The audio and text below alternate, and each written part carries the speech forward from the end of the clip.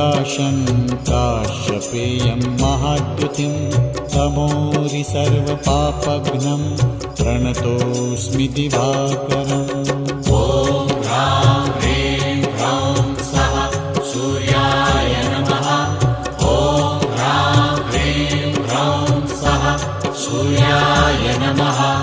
जपाकुसुमसङ्काशं काश्यपेयं महाद्युतिं तमोरि सर्वपापघ्नं प्रणतोऽस्मि दिवाकरम्।